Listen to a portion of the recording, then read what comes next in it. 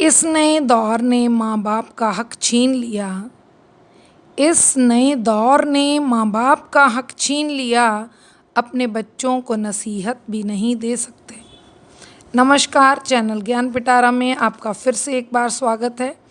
मेरे काफ़ी दोस्तों ने रिक्वेस्ट की थी कि बच्चे आजकल कहना तो बिल्कुल मानते ही नहीं हैं और उनमें जो नैतिक मूल्यों की यानी मॉरल वैल्यूज़ की कमी बहुत ज़्यादा देखने को मिल रही है।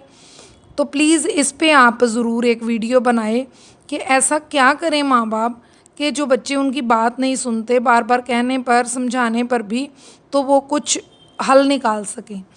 आज इसी टॉपिक को लेकर मैंने एक वीडियो बनाया है कि हम बड़े जो पेरेंट्स या गार्डियंस जो भी हैं, ऐसा क्या करें कि हमारे बच्चे हमारी बात सुने भी और समझें भी।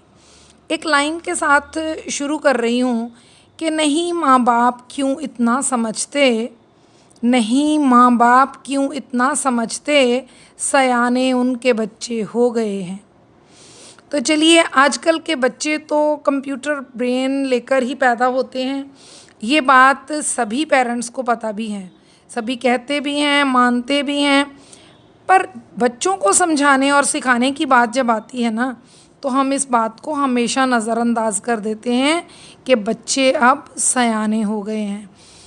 इस बात को समझाने के लिए आपको एक कहानी सुनाने जा रही हूँ, क्योंकि हम पेरेंट्स जो हैं वो जानबूझ के इस तरह नहीं करते। हम अपनी तरफ से पूरा समझाने की कोशिश करते हैं उनके एज लेवल के हिसाब से ही, लेकिन कहाँ क्या दिक्कत आती है जो हमारी समझ में भी नहीं आती। तो उसके लिए मैंने एक बड़ी अच्छी कहानी मैं आपको सुनाने लगी हूँ। उससे ये सारे आपको सवालों के जवाब मिल जाएंगे। है तो ये कहानी पुराने ज़माने की, लेकिन है बिल्कुल सच्ची। पर आज के ज़माने के और आज के युग के लिए भी ये बहुत से अपने अंदर सीख छुपाए बैठी हुई है।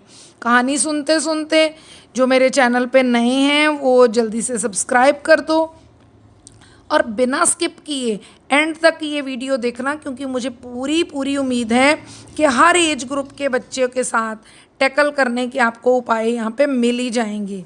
तो चलिए कहानी शुरू करते हैं। बहुत पुराने समय की बात है कि होली के दिन चल रहे थे। होली काफ़ी दिनों तक चलती ना, हफ्ता भर तक, 10 दिन तक चलती हैं होलियाँ। तो कई पुराने ज़माने में खूब मज़े से ही होली मनाया करते थे, पूरे पूरे दिन। एक दिन ही होली नहीं होती थी। तो होली के दिनों की बात है, बच्चों ने शैतानी की, शरारत करते करते उन्होंने, एक गरीब सा बच्चा था गोपू, तो उसके उपले जला दिए। असल में गोपू के पिता ना होने के कारण वह उपले बनाने में अपनी माँ की मदद करता था। उसकी माँ लोगों के घरों में गाय भैंस का दूध धोने जाती थी और दूध दोहने के बाद जो ये काम करती थी उसके बदले में उसको गोबर मिलता था। आप लोगों को पता ही होगा कि पुराने ज़माने में काम के बदले में पैसे देने का कोई इतना प्रावधान नहीं था। पैसे नहीं देते थे और उसकी जगह कोई भी यूज़फुल मटेरियल दे दिया जाता था। तो बाज़ार में वो उपले जो थे वो सुखाकर फिर बेचे जाते थे। तो गोपू अपने घर का इसी तरह से गुजारा करता था। गोपू के उपले जलाने की बात जब गांव के मुखिया के पास पहुंची, तो मुखिया जी ने सारे शरारती जो बच्चे थे उनके माँ बाप को बुलाकर एक फ़ैसला सुनाया कि किसी के हाथ आंसुओं से भिगोकर हम होली नहीं मना सकते। इसलिए अगर बच्चे कल दोपहर तक गोपू के लिए सारे उपले बना देंगे तो ही उन्हें होली खेलने की इजाज़त मिलेगी। साथ में उन्होंने एक फरमान भी जारी कर दिया, याद रहे उल्लंघन करने वाले बच्चों को 100 रुपया जुर्माना भी लगाया जाए। अब बच्चों को दिन भर कड़ी मेहनत करने पर एहसास हुआ कि उपले बनाने में भी कितना पसीना बहाना पड़ता है। उपले अपनी जो उन्होंने छोटी सी खुशी के लिए जला दिए थे और छोटी सी अपनी शरारत करने की खातिर जला दिए थे, उन्हें बनाने के लिए तो गोबर इकट्ठा करने में ही कितनी मेहनत लगती है। पछतावा हुआ उन्हें बहुत और दिल लगाकर उन्होंने फिर काम किया। गलती का एहसास होने पर उन्होंने समय का पालन किया और सारे उपले बनाकर समय पर न केवल मुखिया जी की आज्ञा का पालन किया, बल्कि स्वयं ही दिल से गोपू से क्षमा भी मांग ली।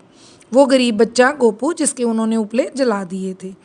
उधर मुखिया जी ने बच्चों को उनकी गलती का एहसास होने पर और पछतावा करते देखा तो उनको अच्छा लगा कि जिस पर्पज़ के लिए मैंने इनको सज़ा दी थी वो पूरा हो गया। इनाम में फिर उन्होंने बच्चों को होली के रंग खेलने के लिए दिए। इस तरह मुखिया जी के न्याय जो कि उन्होंने बहुत सुंदर ढंग से किया था, सभी को खुशी और बच्चों को शिक्षा के साथ साथ मेहनत करने की भी प्रेरणा मिली। अब देखिए ये कहानी हमें नैतिकता के कितने पाठ पढ़ाती है। पहला तो ये कि अपनी पोस्ट जिस पद पे आप बैठे हो उसके साथ पूरा न्याय करो, यानी उस पद का दुरुपयोग कभी मत करो। अपना काम पूरी ईमानदारी से करो जैसा कि मुखिया जी ने किया, बिना किसी पक्षपात के। दूसरा, पेरेंट्स की ओबीडियंटशिप, रिस्पेक्ट और regard to their higher post को भी हम नज़रअंदाज नहीं कर सकते। जैसा कि शरारती बच्चों के पेरेंट्स ने किया था, they didn't over pamper their children, जैसा आजकल घरों में अक्सर होता ही है। छोटी छोटी गलतियों को नज़रअंदाज करना मतलब बड़े जुर्म को बढ़ावा देना। काम कोई भी हो, बड़ा या छोटा, छोटा नहीं होता। हर काम रिस्पेक्टेबल होता है और उसे करने वालों को भी कभी भी हीन भावना मन में नहीं लानी चाहिए। कोई भी काम हीन भावना से नहीं करना चाहिए। ज़रूरत पड़े तो हर काम करने के लिए हमें रेडी रहना चाहिए। तो चौथा जो शिक्षा हमें इससे मिलती है कि punishment and regard go side by side, पर पहले से लालच देकर कोई काम बच्चों से मत करवाओ। ठीक है, जब यहाँ सज़ा देने की ज़रूरत है सज़ा दो, यहाँ प्राइज़ देने की ज़रूरत है प्राइज़ दो, लेकिन जो पहले हम दे ना आपको ये मिलेगा, ये करोगे तो ये मिलेगा, तो वो एक रिश्वत का रूप ले लेती है। मतलब इनाम और रिश्वत में एक अंतर रखना चाहिए। इनाम ज़रूर दो तो यहाँ ज़रूरत पड़ती है। गलती हो भी जाए किसी से भी हो सकती है, टू एरर इज़ ह्यूमन, तो गलती हो भी जाए तो मान कर सुधार उसमें ले आना चाहिए और फिर प्रॉमिस करना चाहिए कि दोबारा वैसी गलती कभी नहीं होगी। मतलब गलतियों को रिपीट नहीं करते रहना चाहिए और हर बार माफ़ी मांग ली फिर से गलती कर ली, ये भी गलत है। ऐसा करने से दिल और दिमाग को शांति मिलेगी और दिमाग को शांति मिलेगी और दिल को सुकून मिलेगा। जैसा कि हम कहते हैं चैरिटी बिगिंस एट होम, ऐसे ही इन सब मॉरल वैल्यूज़ का अगर हम ध्यान रखेंगे तो यकीन जानिए बच्चों के सामने उनका अनुकरण करेंगे तो वे भी आपकी बात मानेंगे। ये समस्या सिर्फ आपकी ही नहीं है, आपके बहुत से दोस्तों की भी है। उनके भी बच्चे कहना नहीं मानते और जाने अनजाने हम इस तरह की बातों का ध्यान नहीं देते। उन शिक्षाओं का जो हमने आज ये नैतिक शिक्षाएं सीखी, तो मुझे लगता है कि जल्दी से आपको अपने सारे ग्रुप्स में ये शेयर करना चाहिए ताकि सभी इस ओर ध्यान दे सकें और सभी इस चीज़ों का, इन टिप्स का लाभ उठा सकें।